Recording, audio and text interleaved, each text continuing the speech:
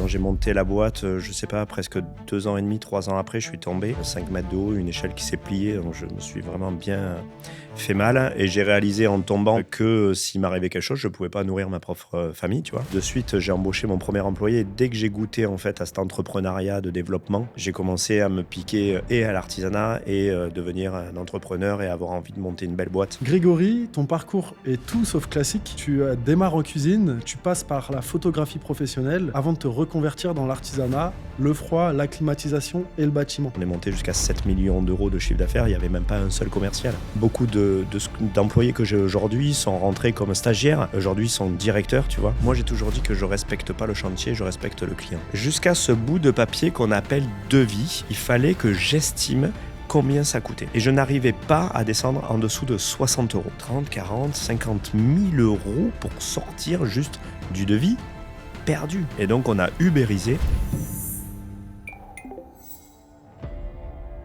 Eh bien, bonjour messieurs, ravi de vous recevoir sur le podcast de Bâti Légende. Aujourd'hui, on reçoit Grégory Valency, ici présent, et Florent Quesnel. Ensemble, ils dirigent un groupe dans le bâtiment d'environ 70 collaborateurs et génèrent plus de 6 millions d'euros de chiffre d'affaires. En parallèle, ils se sont lancés dans une aventure assez folle, créer une start-up dans le BTP. Grégory, ton parcours est tout sauf classique. Tu démarres en cuisine, tu passes par la photographie professionnelle avant de te reconvertir dans l'artisanat, le froid, la climatisation et le bâtiment. Autodidacte, tu construis et tu développes tes entreprises au contact direct du terrain, des clients, des équipes et des réalités du métier. De ce vécu naît ensuite Quelqu'un, lancé en 2024, une plateforme pensée par un artisan pour sécuriser et humaniser la relation entre clients et professionnels du bâtiment. Tu nous en parleras. Et Florent, de ton côté, après un parcours dans la grande distribution, les achats et la direction de réseau, tu rejoins Grégory en 2022 pour structurer et accompagner la croissance des entreprises du groupe.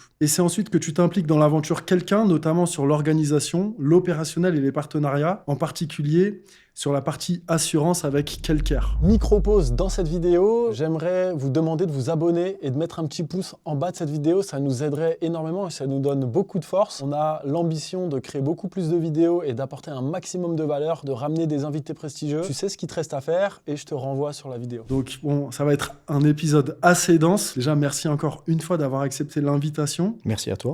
Merci Elie. Et bonjour à toi. J'aime bien commencer toujours par le début et comprendre un petit peu qu'est-ce qui nous ramène dans l'entrepreneuriat.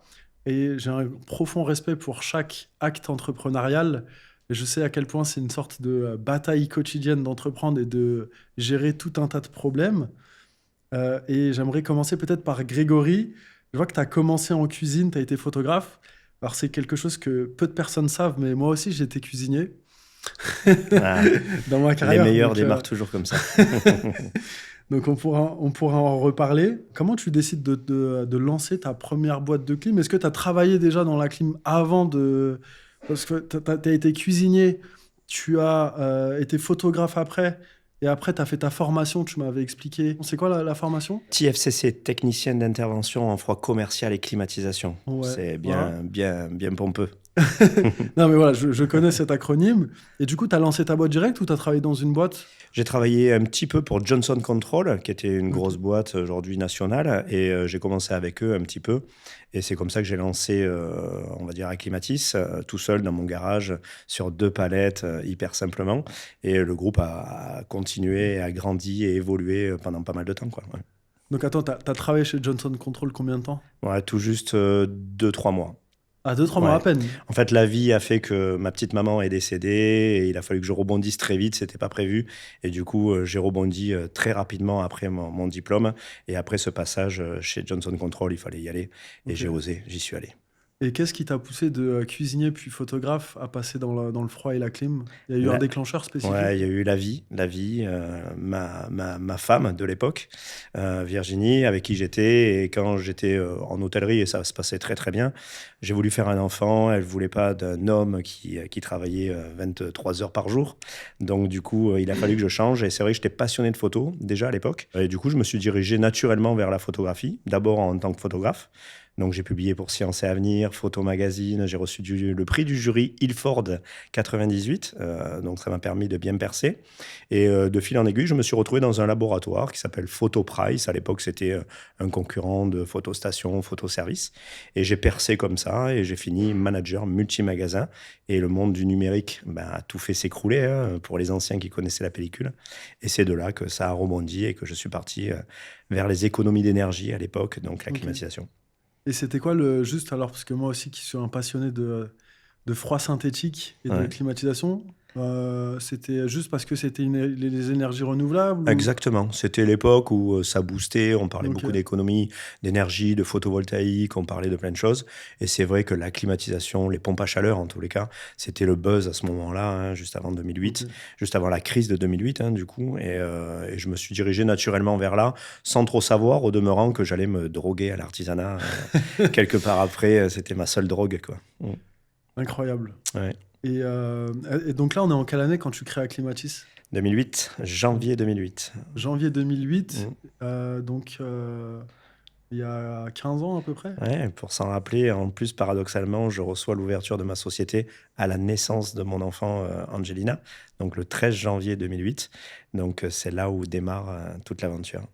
Et donc là, tu démarres cette boîte. Rappelez-nous, vous êtes situé où aussi, peut-être pour ceux qui nous regardent ? On est situé en périphérie de Montpellier, à une quinzaine de kilomètres, une commune qui s'appelle Vendargues, au nord de Montpellier. Donc ça, c'est pour la partie Acclimatis et Homoit. Et pour Acclima Service, donc, qui est la société qui fait toute la partie entretien et dépannage, on est à quelques kilomètres au Cress. Voilà, donc pareil, pas très très loin de Montpellier. D'ailleurs, tu me tends une perche. Tu peux parler des 3 boîtes un petit peu et de chacune des activités de ces boîtes ? Historiquement, donc, c'est Acclimatis qui est créé en 2008. Donc, sur cette entité, on commence donc en 2008, Grégory tout seul. Alors, il te le racontera peut-être aussi, mais ce qui a fait l'embauche du premier collaborateur dans la société, c'est parce que Grégory est tombé avec un groupe de froid sur un chantier et qui s'est retrouvé à l'hôpital, mais avec beaucoup de chantiers à réaliser. Donc, premier collaborateur recruté pour honorer les chantiers qu'il y avait à faire. Et premier salarié, deuxième salarié, ainsi de suite. Et puis en 2015, donc 7 ans plus tard, il y a une deuxième entité qui se crée, qui s'appelle Acclima Service, qui est une société, du coup, qui va récupérer toute la partie installation pour transformer en contrat d'entretien et s'occuper aussi du dépannage multimarque. Donc 2015, premier collaborateur sur Acclima Service. Aujourd'hui, ils sont 17.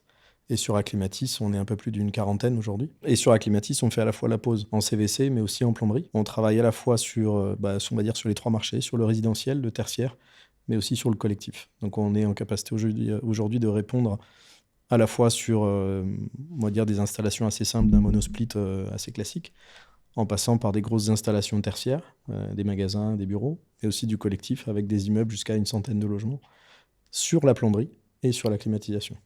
Et c'est Homoit. Et donc Homoit, la dernière entité, donc, qui s'occupe de toute la partie photovoltaïque, borne de recharge, batterie, etc. Société qui a été créée en 2019, donc c'est la dernière. Voilà, un peu plus de 7 ans maintenant. Et 5 collaborateurs. Voilà, plus petite structure, à taille humaine, qui a évolué au fil du temps aussi, puisqu'on a commencé avec Eric, notre autre associé sur Homoit.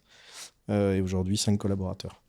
Et toi, du coup, Florent, est-ce que tu peux rapidement partager ton parcours et savoir comment est-ce que tu es tombé là, dans la potion magique ?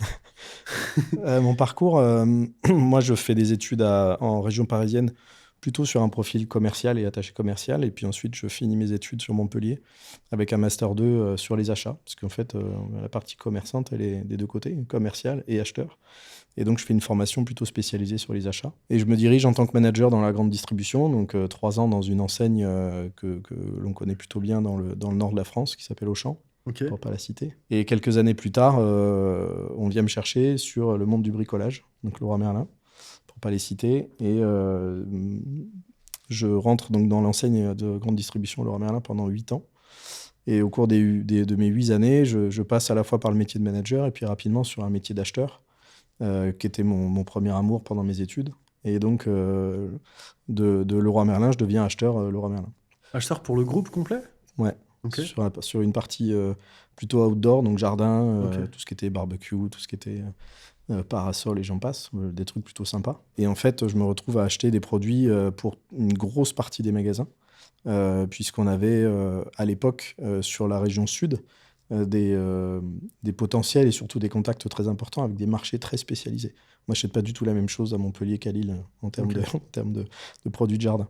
Et je décide avec un collègue de Leroy Merlin de créer ma structure. Donc on crée un cabinet de conseil pour la transition écologique et transformer les entreprises qui ont besoin de transformer leurs achats en achats responsables, en tout cas plus responsables. Donc transition écologique et transformation aussi des stratégies en d'entreprise. parallèle de travailler chez Leroy Merlin Non, non, on a quitté Leroy Merlin tous les deux Ok. et on a créé cette structure. Et ça, c'était en quelle année? Ça, c'était de 2015 à 2018. Ok.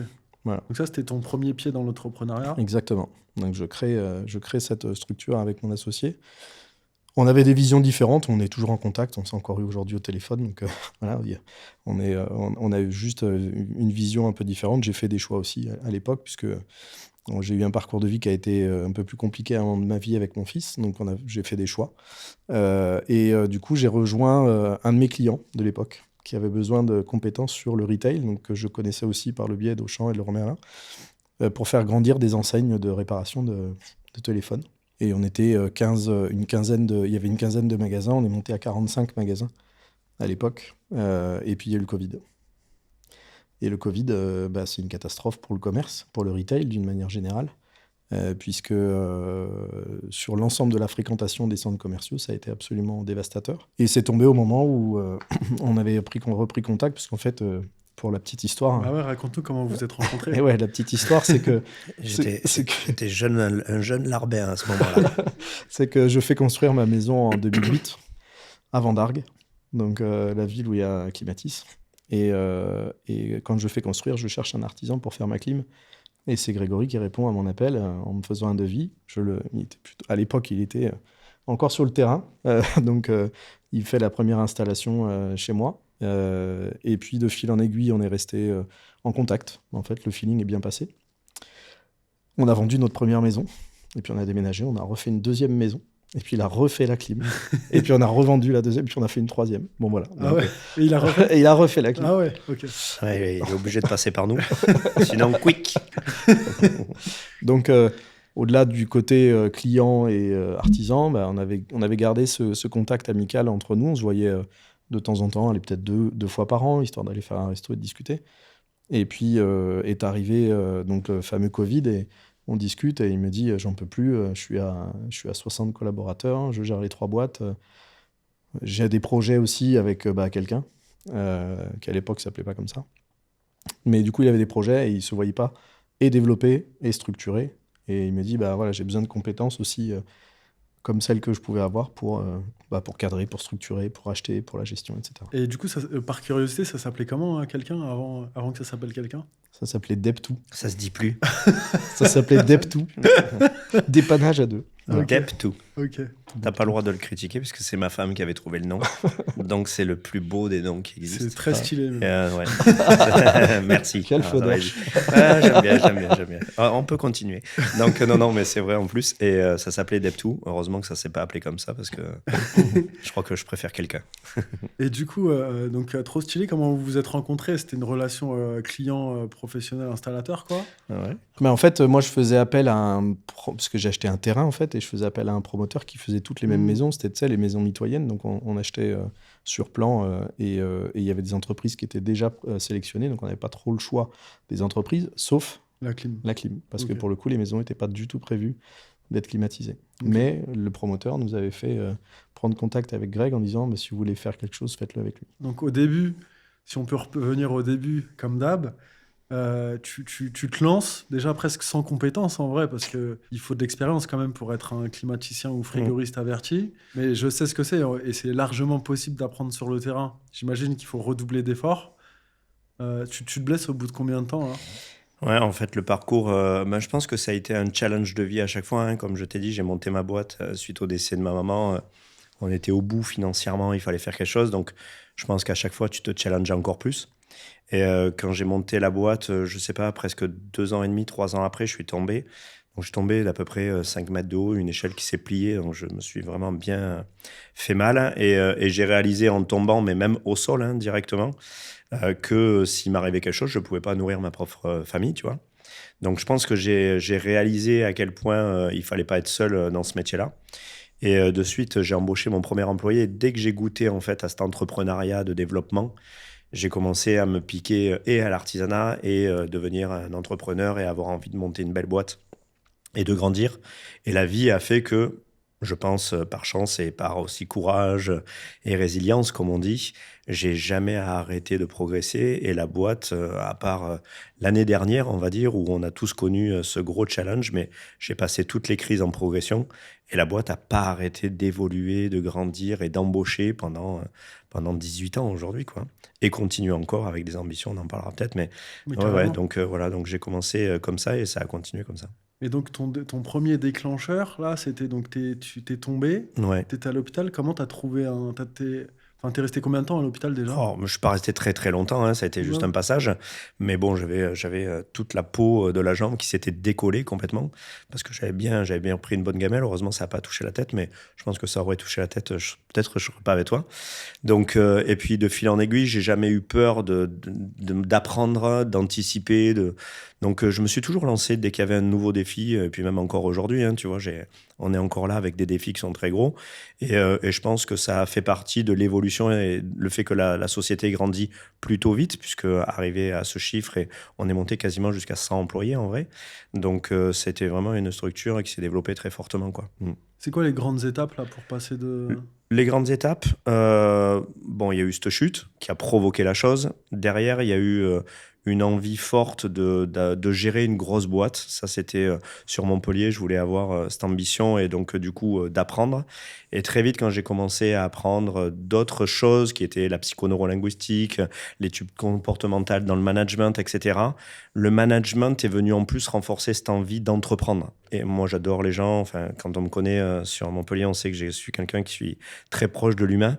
Donc, en plus de pouvoir nourrir, entre guillemets, des familles, progresser ensemble, faire monter des gens, que beaucoup d'employés que j'ai aujourd'hui sont rentrés comme stagiaires, aujourd'hui sont directeurs, tu vois, et faire évoluer ces gens-là, moi, ça m'a toujours plu. Ça me motive toujours autant pour progresser. Donc ça a été une étape importante. Je voulais vraiment progresser dans ce sens-là. Et puis après, ben, le fait de créer une boîte, deux boîtes, de voir que ça fonctionne, ben, bien sûr, ça a propulsé les choses. Ton premier employé, comment. Enfin, est-ce que tu avais une méthode de recrutement? Comment on recrute un premier bon employé? Un peu comme ça. On ne s'est pas recruté hein, au début. Hein. Ouais. Donc, j'ai eu de la chance de tomber sur un super gars et qui m'a toujours suivi, hein, puisqu'il est encore là. Et de fil en aiguille, en fait, je l'ai vu, c'était au feeling. J'avais l'impression qu'il connaissait son métier. L'impression, parce que moi, je ne connaissais pas le mien, ça c'est sûr. Mm. Tu l'as très bien dit, hein, c'est l'expérience qui va faire qu'après, j'ai évolué. Je pense que le feeling est passé et l'humain était vraiment là. Je me sentais à l'aise avec lui. Je me suis dit, bon, ben, il va falloir au moins que je me sente à l'aise et que je sente qu'il puisse m'accompagner. Et j'ai toujours embauché comme ça. Paradoxalement, souvent on rigole sur le fait qu'on retourne un CV et ne pas savoir qui il y a en face et le découvrir. Honnêtement, Eddy, j'ai toujours recruté comme ça. Paradoxalement, encore aujourd'hui, Au feeling, quand tu veux dire? Flo... Ouais, au feeling. Moi, tu sais, sens les gens. ben, je pense que techniquement, quoi qu'il arrive, il va faire 2 jours chez moi, je vais savoir de suite s'il a menti ou pas. On va le sentir et de suite, tu sais faire un devis, tu connais de la technique, tu connais de la frigorie. Si tu as un peu menti, très vite, on va voir les choses. Par contre, tout s'apprend et tout s'accompagne. Mais par contre, si l'humain n'est pas là, ça marche pas. Donc, je préfère être dans un conflit humain, mais propre, que dans quelqu'un qui sait tout, ou qui sait rien, ou qui m'a menti et avec qui ça va pas passer. Donc, on a toujours privilégié dans le groupe Acclimatis l'humain. Et au demeurant, tu vois, on est monté jusqu'à 7 millions d'euros de chiffre d'affaires. Il n'y avait même pas un seul commercial. Donc, on fait partie des rares boîtes sur Montpellier à ne pas avoir un seul commercial et de développer encore notre parc. Mais on gère à l'humain, on gère au service, on gère la bienveillance, on est respectueux à la fois de nos employés et de nos clients. Et au final, on s'aperçoit que le game changer, il est largement au-dessus, quoi. Voilà. Mais t'as déjà fait des erreurs de recrutement? Ouais, plein. Plein. Parce que le problème, c'est que l'humain, celui que tu as en face, tu sais jamais au final que tu vas pas te tromper. Il y a des bons comédiens. Voilà, ouais, il y a de très très bons comédiens, ça tu as tout à fait raison. Et il y en a des très très très très bons. Mais ça me dérange pas, je pense que... En fait, même dans l'erreur, je m'enrichis énormément. Et je pense que même dans l'erreur, ça nous ça nous apprend à mieux anticiper après le prochain rendez-vous. Et de fil en aiguille, tu t'aperçois que le feeling, ce qui va faire que ça va ressortir entre toi et lui, s'affine au fur et à mesure.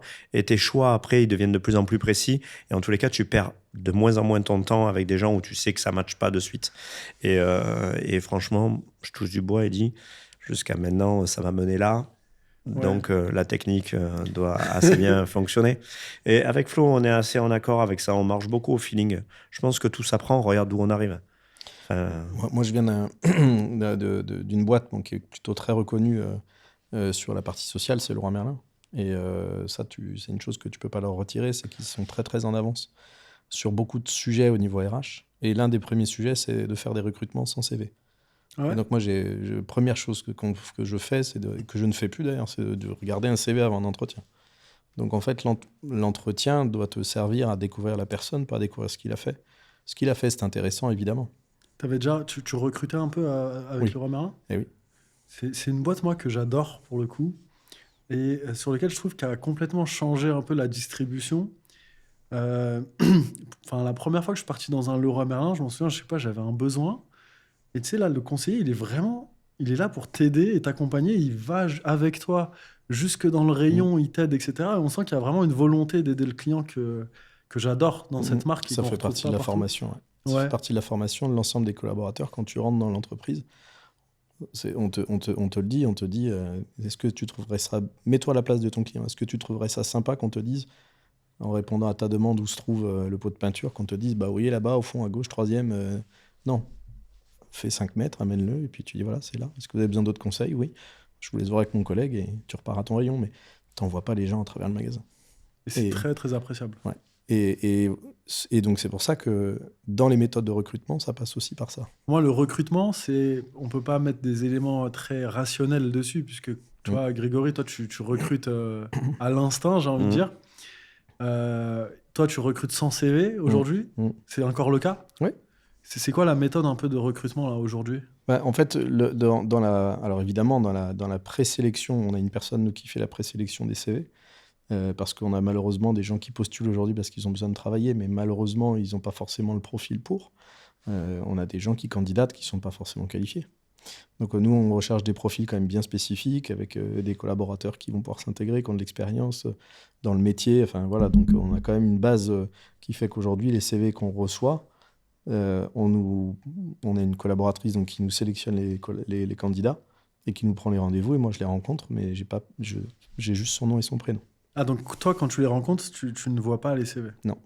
Moi, je les veux pas. C'est rigolo parce que quand ça démarre, dernièrement, Flo a sélectionné un très bon profil. Quand je l'ai rencontré, je savais que son prénom, je crois. Et du coup, ça démarre, mais en fait, tu fais les plus belles rencontres au comptoir, quoi. Tu sais, quand t'as pas mis de statut, tu l'as pas mis dans une boîte. Tu l'as pas mis dans une boîte, t'as pas tout vu, déjà tu sais où tu vas aller. Les plus belles rencontres, tu les fais au comptoir autour d'un verre. Et là, si je commence à parler avec toi, je sais pas que t'es le plus grand patron du monde ou que t'es le blaireau du coin, si on peut dire, façon de parler, mais en tous les cas, tu vas entamer une discussion qui va être tout à fait noble et sereine, quoi. Tu vas pas mettre un profil, les Anglais, tous avec le même uniforme. Je pense que l'idée, le fond est vachement important. Donc, du coup, je vais découvrir. Et à ce moment-là, je vais aller chercher d'autres choses bien avant d'aller chercher la technique. Et ensuite, si je sens que ça commence à passer, je vais rentrer dans la technique pour aller approfondir. Mais là, il n'y a plus de jeu sur la technique.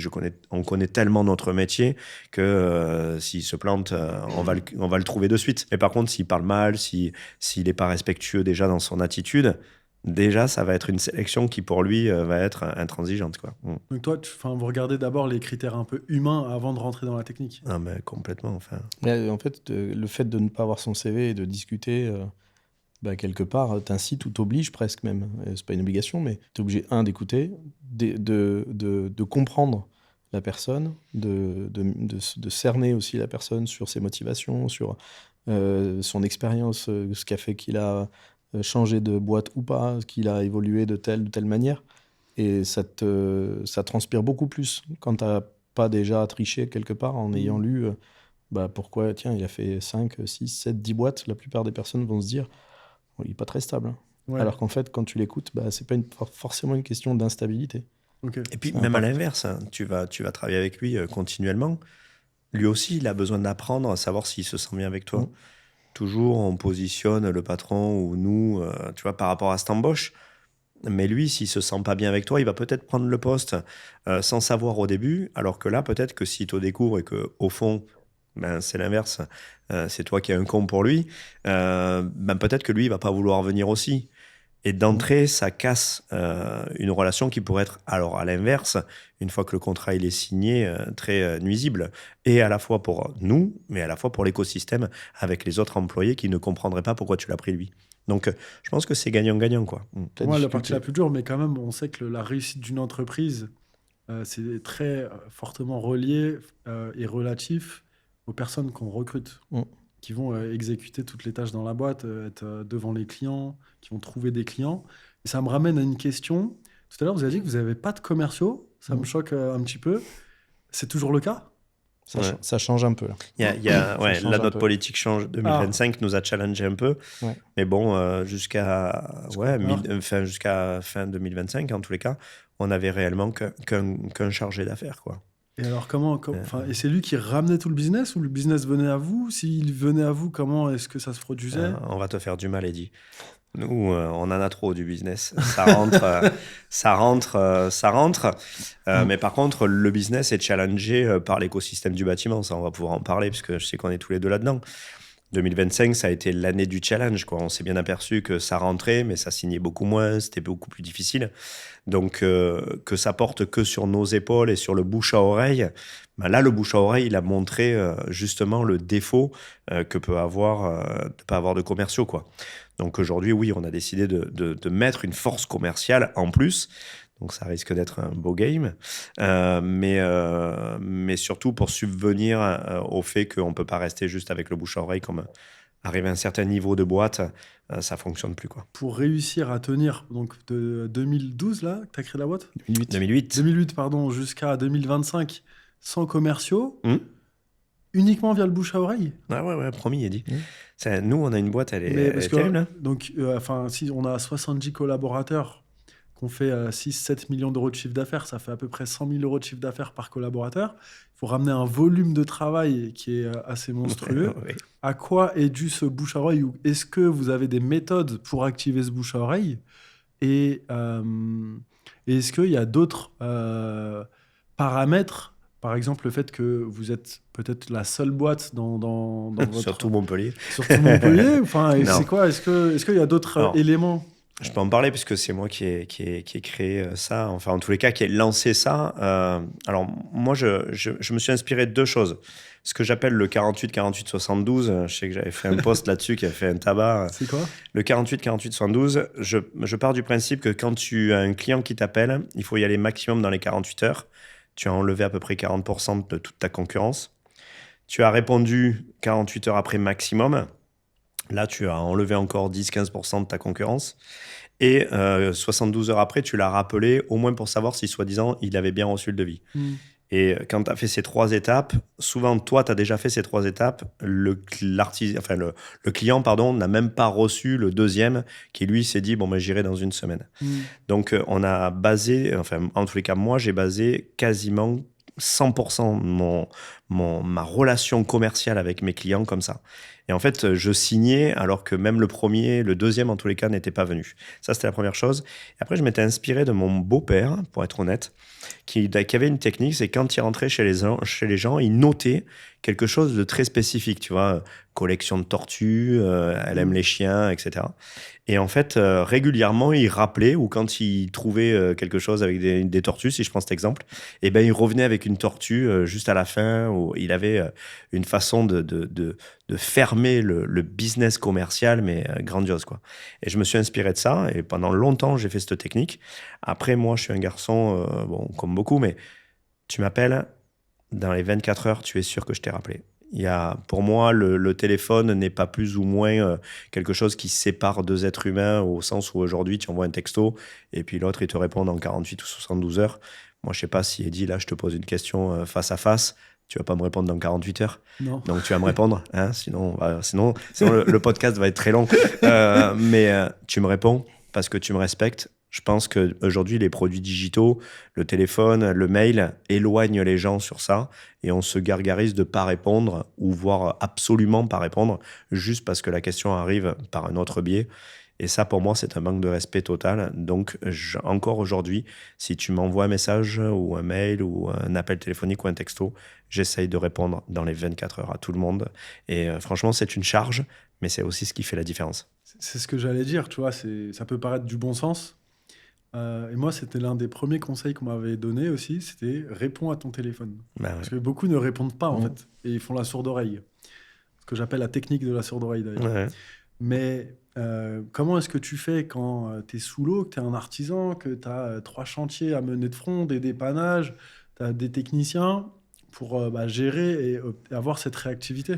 Ouais, bah, si on fait un film, on fera des anecdotes de type où j'étais capable de... Encore des anecdotes là-dessus, hein, où je suis au volant, bon, je devrais pas le dire, hein, au volant, au téléphone en même temps, et j'écrivais sur mon calepin les rendez-vous, quoi, tu vois. Ouais. Donc, j'optimise chaque seconde. Après, bon, je suis un faire-vu de travail, hein, tout le monde le sait autour de moi. Donc, moi, je bosse 17 heures par jour. En fait, ma passion, c'est le travail. Il y en a qui vont faire du vélo, moi, je travaille. Donc, du coup, j'arrive à répondre à tout le monde quasiment. Et quand j'y arrive pas, je mets au moins un petit texto pour dire je vous rappelle. Mais j'essaye, en l'occurrence, de répondre à tout le monde. Donc, organisation, réactivité. J'écris beaucoup. Tu prends pas de petit-déj, tu déjeunes pas? Tu as tout à fait raison. Ou sinon, quand je déjeune, je travaille. Donc, tu vois, je déjeune, j'envoie 2-3 textos. Mais ouais, bon, après, je dis pas que c'est bien ou mal, hein, Eddy, hein, travailler 17 heures par jour. Je pense que c'est un état d'esprit plus qu'autre chose. Donc, je me force pas pour le faire. Le jour où je commencerai à me forcer pour le faire, je pense que je reviendrai à des standards. Mais en tous les cas, aujourd'hui, je m'éclate et j'apprends. Donc, du coup, c'est très bien, quoi. Et je reviens du coup sur le fait qu'il n'y avait pas de commerciaux. Donc il y avait un chargé d'affaires. Il y avait des chiffreurs. Ah, il y avait des il y chiffreurs, avait des chiffreurs. ouais, mais Donc, pas de commerciaux. C'est-à-dire que donc tout il y passait avait- par moi. Il n'y avait pas de prospection. Il n'y avait pas de prospection, Ok. aucune. J'avais pas de carte de visite. Si je dis pas de bêtises, ça fait à peu près 6-7 ans à peine que j'ai des cartes de visite. Je n'avais pas de carte de visite, pas de site internet. Il y avait absolument rien. Je peux pas faire mieux que rien. Le jour où on m'a demandé de faire un prospectus, je crois que j'ai demandé ce que ça voulait dire le mot prospectus, quoi. Donc, non. Et franchement, je pense qu'aujourd'hui, si on me demande encore pourquoi ça rentre aussi facilement, je pense que c'est parce qu'il y a une certaine latence commerciale qui fait que ça continue malgré tout. Les gens sont satisfaits et nous renvoient leur projet. Est-ce que tu faisais quand même un petit peu de marketing? Est-ce que tu avais un site internet? Est-ce que... Rien. Eddy, rien. Quand je le dis, on me prend pour un extraterrestre, mais c'est la pure vérité, quoi. Ouais. Parce que tu sais, moi j'aime bien comprendre en tout cas les mécanismes de croissance d'une boîte. Ouais. Ah bah oui. Si tu me dis que tu n'as pas de commerciaux et que en fait la magie du bouche à oreille t'a permis de pousser l'entreprise jusqu'à... Mais il y a un Je peux truc- t'en citer plein. Hein, Il y a un truc qu'on dit encore aujourd'hui, parce que c'est vrai, on aime bien le répéter. On dit jamais qu'on est les meilleurs, parce que c'est pas le cas. Sur le terrain, et sur les chantiers, on fait comme tout le monde. On fait des conneries, que ce soit nous, les collaborateurs, enfin peu importe, on fait tous des bêtises. Et pour le coup, celui qui dit qu'il est parfait, je crois que ça n'existe pas. Par contre, on est là. C'est-à-dire que de la plus petite bêtise à la plus grosse bêtise, quoi qu'il arrive, on est là. Je vais faire une parenthèse, si je peux, Eddy. Moi, j'ai toujours dit que je respecte pas le chantier, je respecte le client. C'est une phrase qui choque parce que souvent, moi, j'ai des clients, des artisans qui disent « Ouais, mais moi, le chantier, il est propre, il est nickel. » Respecter un chantier, en fait, c'est ton métier, quoi. Si tu commences à dire que tu fais bien parce que tu nettoies, c'est que déjà, tu es en gros décalage, quoi. C'est ton métier, ou tu fais bien ton métier, ou tu le fais pas bien, point. Et quand tu fais bien ton métier, tu fais juste ton métier. Donc, ça n'existe pas à faire bien son métier. Tu le fais et c'est tout. Par contre, le respect du client, le respect de te rendre compte qu'un client, il peut avoir fait un crédit, il s'est endetté 25 ans pour créer sa maison, respecter ne serait-ce que ce geste de dire que le gars, il s'est peut-être saigné pour avoir son apport, etc. C'est déjà voir autrement la relation que tu vas aborder avec lui. Et pour moi, le mot client, déjà, j'ai beaucoup de mal. Quasiment 90% de mes clients sont devenus des copains ou des amis indirectement, paradoxalement. Ou des associés. Ou des associés, ouais. Mais en plus, tu rigoles, mais les deux associés sont des clients. Mais Pour moi, c'est une boule au ventre, un client avec qui ça va pas. Et tu te rends compte que, en fait, souvent, ça va pas pour pas grand-chose. C'est rare que tu mettes le feu à la baraque et que là, ça va pas, tu vois. C'est souvent, dans l'artisanat, on se dispute pour une goulotte un peu à droite, un receveur qui est pas bien mis. On se dispute pour pas grand-chose. Et c'est assez fou. Et d'ailleurs, quand on parlera du projet Quelqu'un, ça a été un des motivateurs aussi de cette image que portent les artisans, qui sont au final, je le dis assez souvent, des gens qui se lèvent le matin pour créer le patrimoine des autres. Et toi, je sais que tu connais bien ça aussi. Donc, c'est assez dingue d'avoir besoin de gens qui créent ton patrimoine, qui t'enrichissent et d'aussi mal les respecter. Voilà. Donc, ça, on en parlera avec plaisir. Donc, tout est basé là-dessus. Qu'est-ce qui t'a poussé, toi, Florent, à rejoindre l'aventure? Moi, déjà, parce que c'est Greg qui me l'a demandé et que on se connaissait. J'ai de la force. Sans commerciaux, tac, il est venu. Ouais, parce que c'est Greg et que ça faisait des années voilà, comme je le disais tout à l'heure, qu'on se connaissait. Moi, j'avais aussi besoin et l'envie d'entreprendre et de faire grandir encore l'univers Acclimatis d'une manière générale, Quelqu'un avec.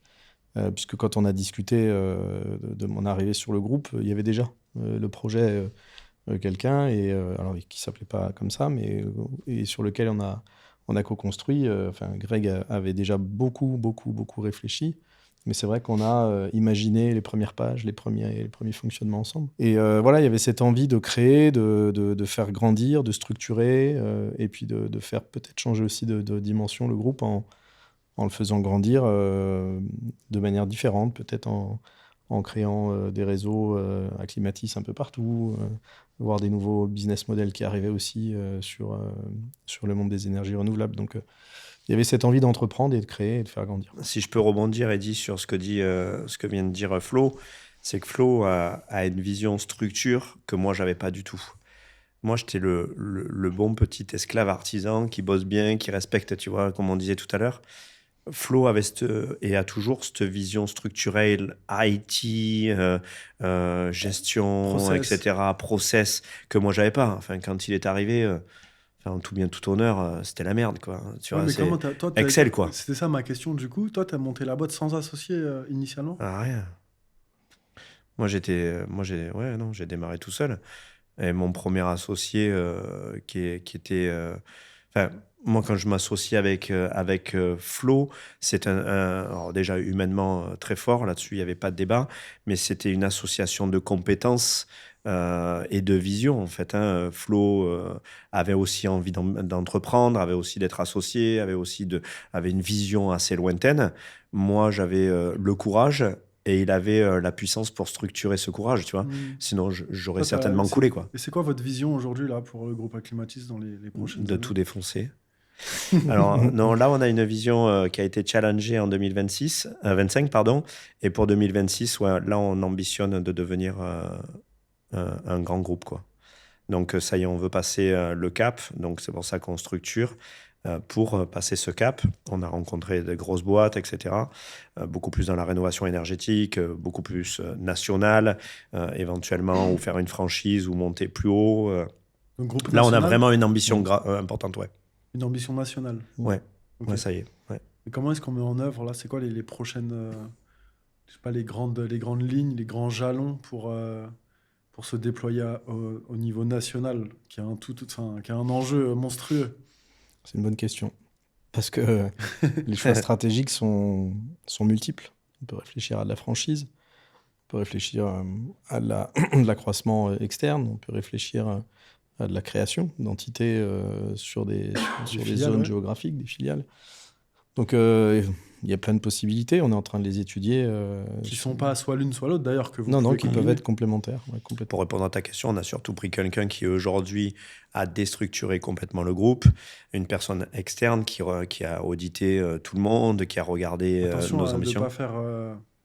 Tu as dit quelqu'un, moi, dans ma tête, je passe... Ah ouais. Ah ouais.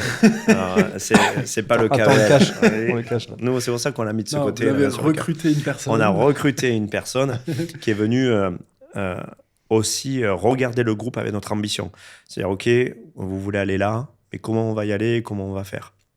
Donc ça, c'est une grosse partie qui a été auditée là depuis un mois et demi, où on vient d'avoir le compte rendu. de structurer une force commerciale aussi. Donc là aussi, c'est les rencontres, encore une fois, où on vient de proposer un poste à quelqu'un qui a développé déjà des réseaux nationaux. Donc la maturité fait que aussi tes associations vont dans ce sens-là. C'est-à-dire que tu sais où tu veux aller, tu as la maturité pour savoir où tu veux aller, ce que tu as envie de donner comme énergie, et du coup, tu vas mettre directement des gens en poste qui vont te permettre de ne pas avoir cette charge. Parce que l'inconvénient au début, et tout entrepreneur, en tous les cas, qui n'a pas de vision entrepreneuriale, se charge, veut tout gérer, et s'aperçoit qu'en fait, il a perdu des années plus qu'autre chose. Aujourd'hui, notre expérience fait que c'est bon, on a compris, on met des gens à une position et on va avec eux vers du plus loin, quoi. Et on est en train de travailler là-dessus. Et du coup, quelqu'un, la start-up, tu peux nous raconter peut-être un peu, Grégory, comment tu as eu l'idée?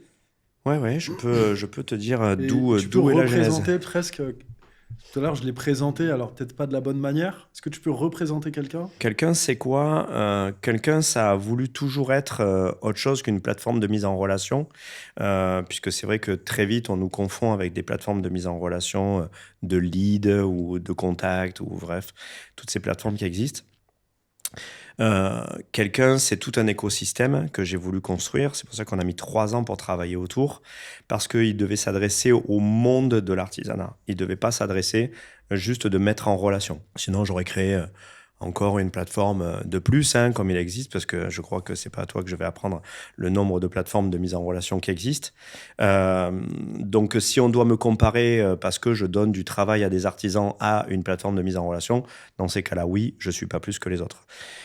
Au demeurant, on a travaillé sur un écosystème B2C, qui est le monde de quelqu'un, mais B2B, qui est le monde de Kelcare, C-A-R-E, donc K-E-L-C-A-R-E, qui s'adresse à 3 écosystèmes, lui, le retail, l'assurance et l'immobilier. Et ensuite, on a créé le monde de Quelqu'un Academy, qui vient sur la partie formation, puisqu'on a 2 grands groupes français qui sont au capital de la société, qui nous aident à développer sur ce sujet-là. Donc en fait, qu'est-ce que j'ai fait? J'ai tout simplement regardé au tout début qu'est-ce qui manquait dans l'écosystème du bâtiment. Il existe toutes les institutions qu'on connaît tous, hein, FEDE, CAPEB, etc. Il existe des vendeurs de leads, hein, là on ne va pas les citer, et il existe un monde de la formation qui aujourd'hui souffre énormément. Et à cette période, moi, mes enfants, il faut savoir que l'un de mes enfants, Robin, est compagnon du devoir. Okay. Mon fils avait fait des études de plomberie, et je m'apercevais déjà que il y allait avoir un manqué dans les prochaines années, que notre jeunesse s'éloignait par le digital du monde du bâtiment. Et au demeurant, aujourd'hui, je crois que ça me donne assez raison, hein, quand on sait que les compagnons du devoir ont multiplié par 3 leur budget en 4 ans pour avoir le même nombre d'élèves. Donc on voit à quel point c'est difficile aujourd'hui d'attirer la jeunesse vers le monde de l'artisanat. Je pense qu'on a des âges assez reculés, si on peut dire, ou avancés, je ne sais pas, pour savoir qu'on bricolait encore avec nos parents. Moi, mes enfants, ils n'ont pas vraiment bricolé avec moi. Donc, du coup, force est de constater qu'il fallait regarder l'écosystème beaucoup plus large. Et au demeurant, pour te raconter la genèse, quand les Gilets jaunes sont arrivés, qu'on a connu nos premières crises, on va dire hors périmètre de crise classique comme on a connu en 2008 et en 2013, et que les prix ont commencé à augmenter, etc., nous, les artisans, on a commencé à avoir des charges supplémentaires, alors qu'à l'inverse, le seuil moyen des gens en France n'évoluait pas en termes de salaire, etc. Donc en fait, il y avait une première courbe qui se créait, c'est que nous, on augmentait et les gens n'avaient plus de quoi se payer les choses. Mais les crédits, comme ils baissaient, c'était un peu noyé dans cet écosystème. Mais moi, je commençais à perdre mes marchés qui étaient entre 1 000 et 3 000 euros. Ce que j'aime bien dire, et je représente ce mot, tu verras pourquoi, de petits gens, parce que c'est eux que j'ai voulu aider en premier, entre guillemets, parce que les personnes âgées ou les jeunes n'arrivaient plus à accéder au confort. Moi, je fais de la clim, je fais pas de la plomberie, enfin, je faisais pas de la plomberie à l'époque ou de la peinture, mais donc au confort, au chauffage. Et ces gens n'y accédaient plus et ça me choquait, en fait, déjà au démarrage.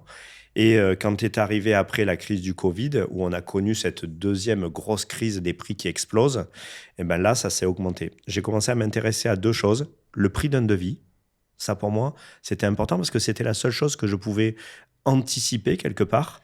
Et c'est là où j'ai bougé un peu les choses. Qu'est-ce que tu veux dire par le prix d'un devis? En fait, l'essence, les assurances, je vais pouvoir challenger un maximum, mais il y aura une butée. Même si je négocie au mieux mes assurances, il y aura une butée. Le prix de l'essence, je peux pas toucher. Enfin, tout, tu vois, tout ce qui est périphérique aux charges. Ça, j'arrivais plus à négocier plus. Et en fait, la seule chose que je pouvais optimiser, c'est combien coûte un devis. Donc, si je te le fais simple, je pars de mes baskets que j'ai achetées sur le compte bancaire de la société. Et là, ben, tu m'appelles, Eddy m'appelle. Oui, bonjour, j'ai besoin d'un devis. Tout ce que je vais entamer pour te donner ce devis. Donc, mes baskets, je vais les user, les pneus, la voiture. Je vais venir, le papier, le logiciel interface que je vais utiliser me coûte quelque chose.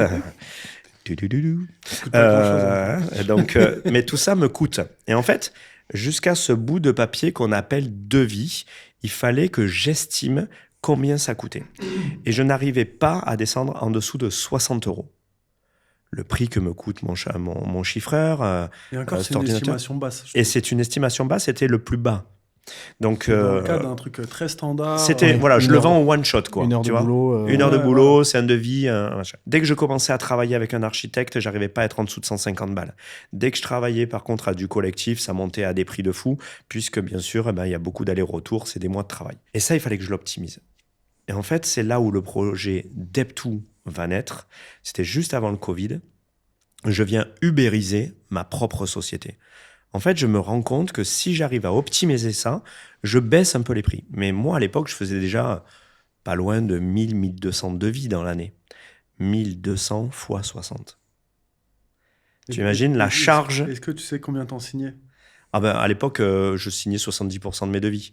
Donc, mais ça veut dire qu'il y avait... 60% 1200 devis à 60 euros, c'est dans le cas où c'est que des devis simples. Mais sur tes 1200 devis, j'imagine qu'il y avait plutôt des devis même perdu. Où tu avais beaucoup plus de temps. Ah, mais bien sûr.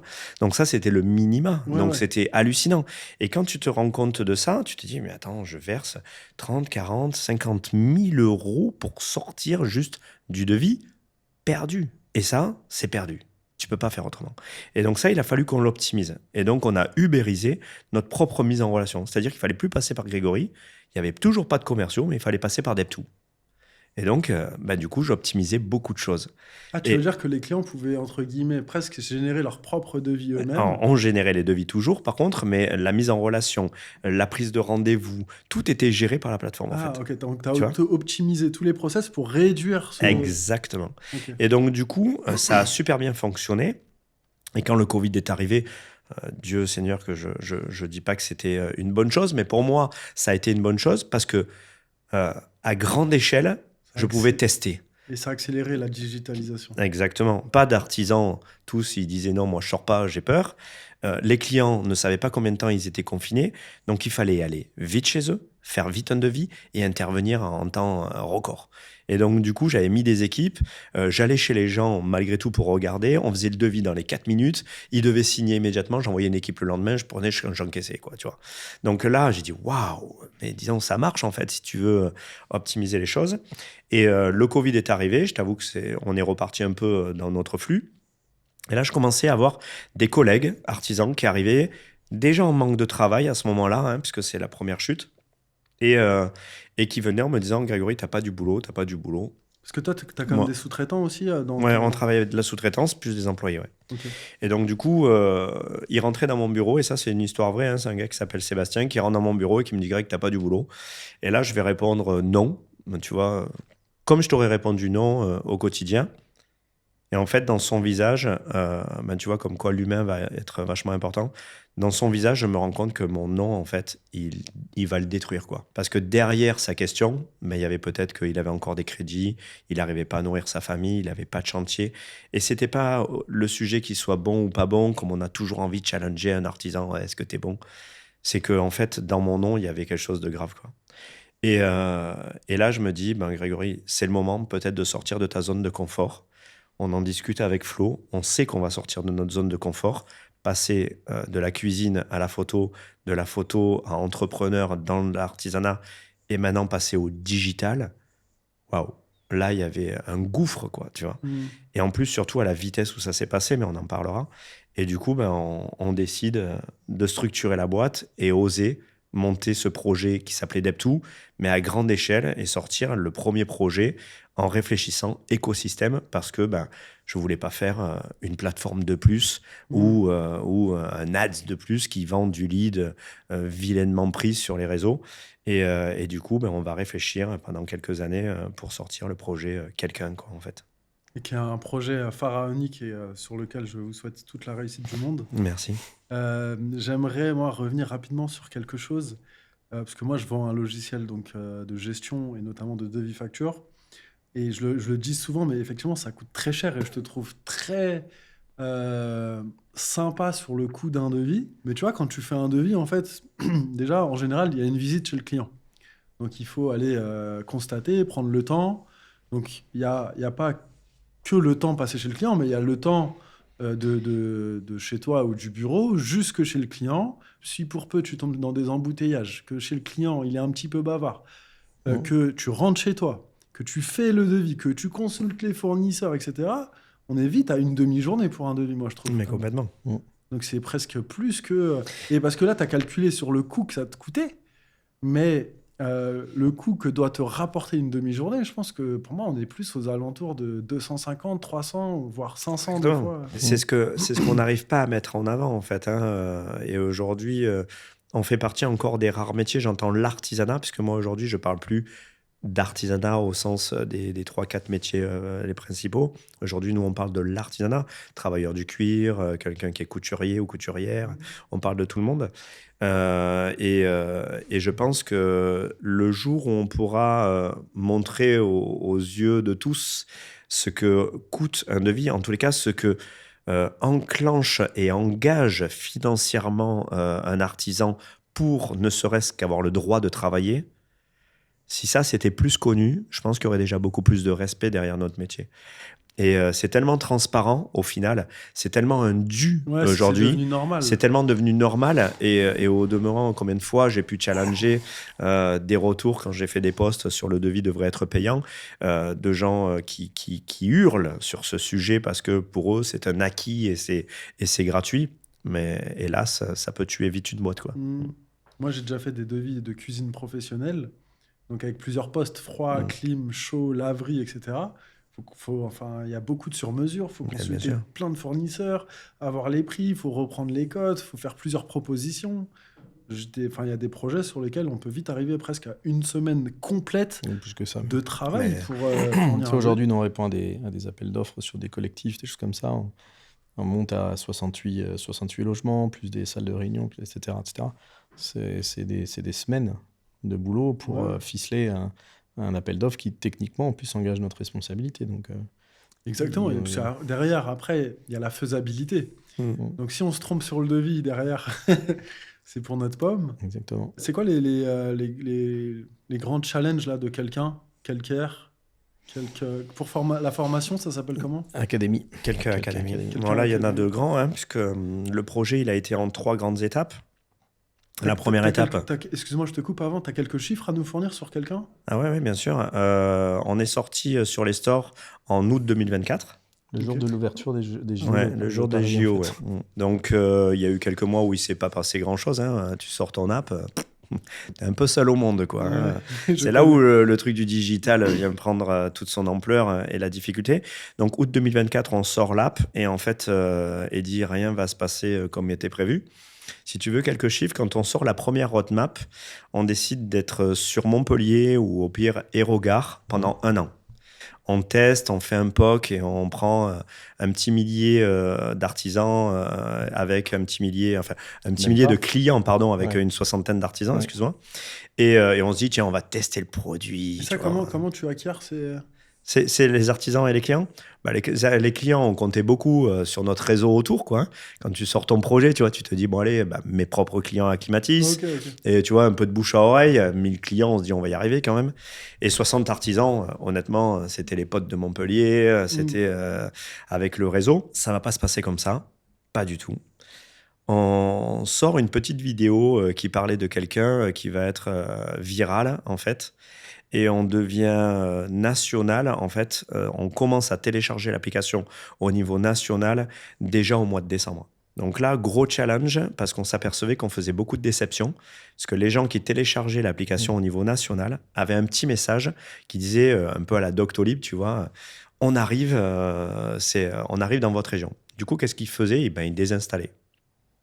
Donc on avait une forte acquisition sur Montpellier et Rogard, puisqu'on était de là, et on avait une grosse désinstallation ailleurs. Donc là, on va rien dire, et pendant quelques temps, on va commencer à être déjà national, alors qu'en vrai, on avait annoncé que Aerogare. À l'heure d'aujourd'hui, c'est déjà plus de 30 000 téléchargements qui ont été faits. On a déjà plus de 9 000 utilisateurs de l'application. C'est 4 500 artisans à ce jour qualifiés sur la plateforme. Donc on verra, mais nous, quand on parle de qualifié, c'est qualifié. On est vraiment capable de te dire que c'est un artisan. Et on verra pourquoi on a challengé ça comme ça. On déclenche entre 400 et 500 demandes d'intervention déjà sur la plateforme par mois. Donc c'est bien au-dessus de ce qui était espéré. Et on est national, donc bien sûr qu'il y a des régions où on n'y est pas, mais on est déjà national. Je crois qu'on a dépassé les 6 millions de followers cumulés sur l'ensemble des réseaux. Donc ça bouge grave. On a fait 61 presses, 2 télés. On prend un projet qui a 1 an déjà, c'est volume. Et on n'a pas commencé la com. Et on n'a pas lancé la com. Okay. Il faut savoir que quelqu'un n'a pas encore communiqué. Alors oui, on nous voit sur les réseaux parce qu'on poste, mais la vraie communication n'a pas encore démarré puisqu'on a toujours challengé la communication puisque ça bouge comme ça. Et qu'est-ce que tu entends par la vraie communication ? Les réseaux télé, radio, le haut volume quoi, pour positionner la marque en tant que notoriété. Quoi. Affichage, métro, etc. Okay. Ouais. Donc c'est 2,7 millions de levée de fonds sur un projet déjà à l'heure d'aujourd'hui. C'est 3 projets cumulés, donc 2 logiciels SaaS, donc, et GMAO pour la partie retail et pour la partie assurance. Une autre qui est en train d'arriver sur la partie immobilière. Donc, tu vois, on a des équipes qui bossent fort. On est lauréat de la French AssureTech, pas moindre qu'un des concours les plus prestigieux de France dans le monde de l'assurance quand même. On sort lauréat en 2025 après la première présentation du logiciel. Enfin voilà, je sais plus quoi encore, mais c'est fou quoi. Ça en fait. suffit, ça suffit. Ouais, c'est fou. Il y a des belles perspectives si tu veux aujourd'hui parce que tu regardes la partie assurance, on est déjà en test et en déploiement sur des grandes enseignes d'assureurs français et du coup sur tout le territoire national. On est en intégration aussi dans des grandes chaînes de magasins, que ce soit de la restauration, que ce soit du bricolage, que ce soit des travaux, mais aussi des enseignes de prêt-à-porter, enfin, voilà, des grandes enseignes que tout le monde connaît. Et pourquoi on fait ça ?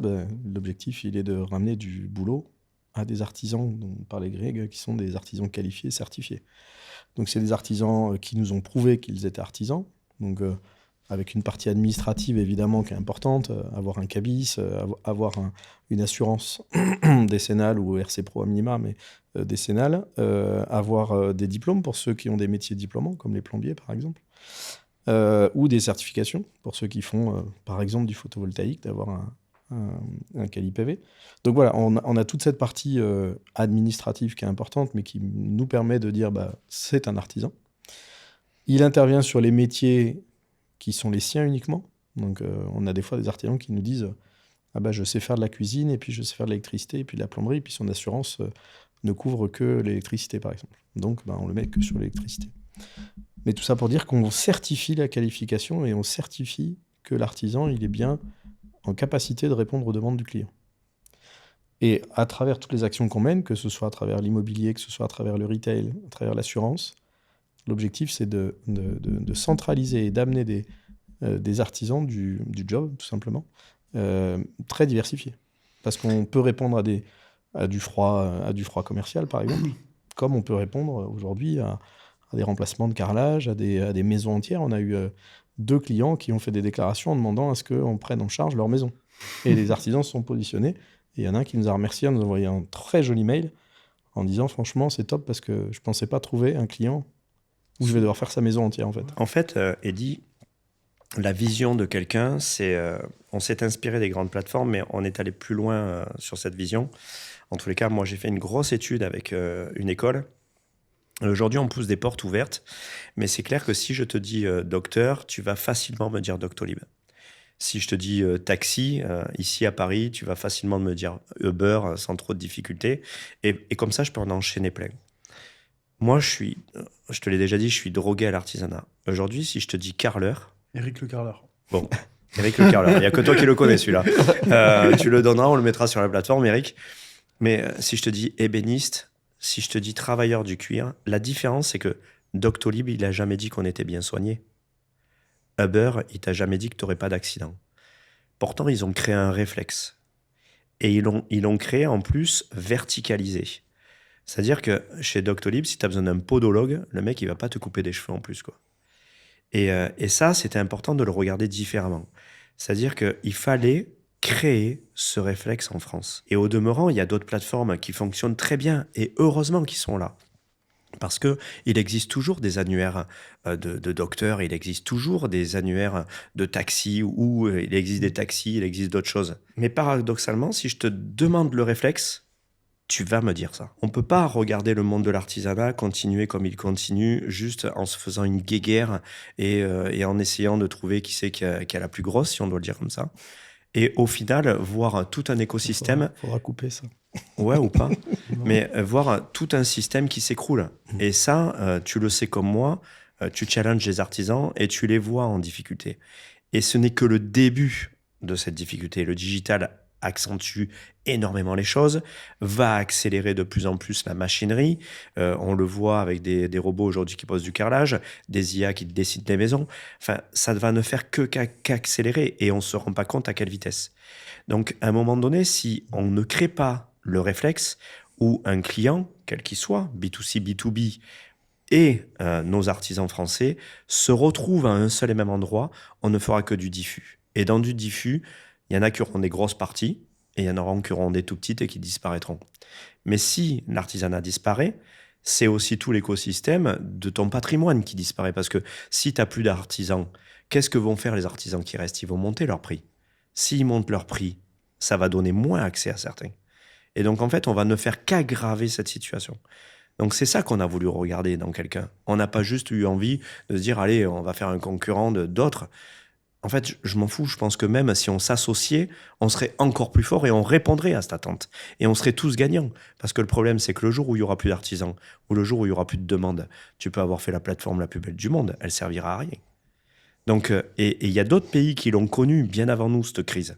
Donc, il faut regarder le monde un petit peu et changer les choses. Et c'est ça, quelqu'un. Quelqu'un, ça a voulu bousculer les codes en regardant, en fait, par bienveillance, des gens comme toi, qui sont indispensables sur la partie de vie, qui regardent les institutions comme la Fédé, la CAPEB et autres, parce qu'ils sont indispensables dans l'écosystème, et regarder la formation, parce que indispensable, je ne saurais pas tout faire. Moi, sans toi, je ne pourrais pas proposer un logiciel cohérent, structuré aux artisans en France. Et pourtant, vous êtes des centaines à faire des logiciels, mais tu crées la différence avec Interfast. Si on est là avec toi, c'est aussi parce qu'on le pense. Et donc, si on arrive à structurer ça, on arrivera à répondre aux artisans, ils pourront se concentrer et nos clients auront un endroit où aller. Moi, je pense que c'est assez clair. Mais c'est une certitude en plus. On arrive à la fin de ce podcast. Est-ce que tu as un message à faire passer aux artisans, je sais pas, pour qu'ils rejoignent quelqu'un ou... Ouais, j'en ai plein en fait. Mais de croire en nous, je suis accessible et ne pas hésiter à échanger pour s'apercevoir que c'est vrai, qu'on n'est pas juste là pour faire un business. Et au demeurant, la plateforme est gratuite. Je crois qu'on fait partie des rares en France à être totalement gratuit dès l'utilisation. J'allais te poser la question du business model. Ouais, le business model, il est hyper simple. Là aussi, c'est un artisan qui parle. Bien sûr qu'on n'a pas pu faire tout gratuit. Il faut savoir qu'on peut utiliser l'application maintenant sur plusieurs secteurs et être même verticalisé sur les métiers du retail, de l'assurance. Donc, quand on prend une urgence ou une dépannage, l'artisan est toujours libre de faire son devis, peut importer ton devis d'ailleurs, même de Interfast maintenant directement sur l'application. Et sur l'urgence et le dépannage, c'est une commission de 15% qui est récupérée, pas plus. Il fait son devis, il peut l'intégrer dans son devis, bien sûr, on le sait si besoin. Donc c'est un game vraiment gagnant-gagnant. Il faut savoir que le client est couvert d'une protection juridique. Donc en passant par la plateforme Quelqu'un et nos artisans, tous nos clients sont garantis jusqu'à 10 000 euros s'il se passe quoi que ce soit. Donc, on récupère l'argent de la carte du client et on le donne directement à l'artisan. On est les premiers à payer nos artisans immédiatement. Quand le SAV est terminé, il est payé. La facture est faite, le PV de chantier est fait et la gestion de TVA est faite. Il rentre, il se concentre à autre chose. Moi, j'en aurais rêvé, pour être honnête. Sur la partie travaux, tout ce qui est entretien, travaux, projets, là, c'est la mise en relation qui est facturée entre 8 et 27 euros. Inutile de dire que quasiment rien. Sur la partie urgence et dépannage, aucune mise en concurrence. On est les premiers. Nous, on ne se challenge pas à revendre 10 fois l'artisan. Enfin, moi, quand je commande un Uber et dis, j'ai pas 10 taxis qui arrivent pour faire les prostituées, pour savoir qui c'est qui va prendre la course. Pourquoi moi, dans mon métier, pourquoi nous, dans notre métier, on est encore obligé de se challenger continuellement? Et pourtant, on ne challenge pas la course, le prix non plus. Donc, à un moment donné, il faut arrêter ça aussi. Sur la partie travaux, on a été obligé de mettre 2 concurrents. Pourquoi? Parce que la loi française interdit sur les travaux de faire 1, sinon c'est de la déloyale. Et là, je pourrais te citer des plateformes qui jouent très bien ce jeu, même si on n'est pas là pour balancer, mais en l'occurrence, ça ne joue pas le jeu à nouveau de nos clients qui se font arnaquer. Et là, du coup, il n'y a que la mise en relation qui est mise en avant. Sur la partie abonnement, il y en a un. Là, c'est pour vraiment rentrer dans le type Planity, Doctolib, où là, toute la réservation du rendez-vous va être prise en ligne. Et là, c'est un abonnement qui coûte 29 euros par mois et qui peut évoluer selon les services qu'on te demande. C'est tout. Si tu veux être qualifié sur la partie retail, c'est gratuit. Tu veux être qualifié sur la partie assurance, c'est gratuit aussi. Donc là, on est vraiment bienveillant sur le monde de l'artisanat. Et là, vous êtes national du coup, et n'importe quel artisan peut télécharger l'application Complètement. et obtenir des demandes. Alors bien sûr, sur certaines zones, on n'a pas encore trop de demandes, mais paradoxalement, on est déjà, je crois, à pas moins de 150 demandes qui sont déjà en attente. Donc pour te dire, ce que je t'ai annoncé, c'est celle qu'on arrive à répondre. Et on a déjà 150 demandes qui sont en attente où il n'y a pas d'artisan, ou parce qu'on ne l'a pas sur ce métier, ou parce que tout simplement, sur cette zone de la France, on n'a pas encore d'artisans qui se sont positionnés. Donc oui, dire à l'artisan qu'il peut venir avec grand plaisir, qu'on est plutôt bienveillant et qu'en fait, on est différent des autres. Et on a pas mal de partenaires aujourd'hui. On a des grands groupes français de la distribution, des grands groupes français hors distribution. J'entends Noroto, par exemple, qui est venu avec nous sur le PARP. Et du coup, ça nous permet aussi d'offrir d'autres services aux artisans, mais des services qualifiés. Donc, on qualifie toujours, puisqu'on est la première plateforme sécurisée de mise en relation. Nous, on s'arrête là, dans le descriptif. Donc, de mise en relation B2C, B2B, mais aussi B2B, B2B, et service B2B, qui aujourd'hui grandit vraiment vite par des services comme les tiens ou d'autres pour les artisans en France. Ouais. Et où est-ce qu'on vous contacte?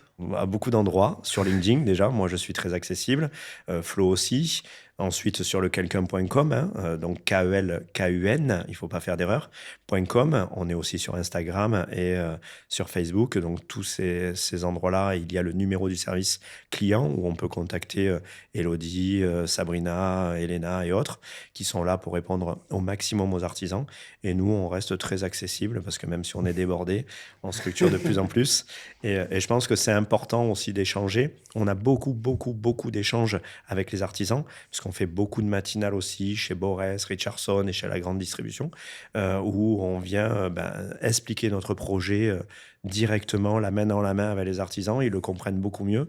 Et avoir 4500 artisans en l'espace d'un an, sans challenger et sans faire plus, je pense que déjà, c'est une belle preuve de confiance que nous accordent les artisans aujourd'hui.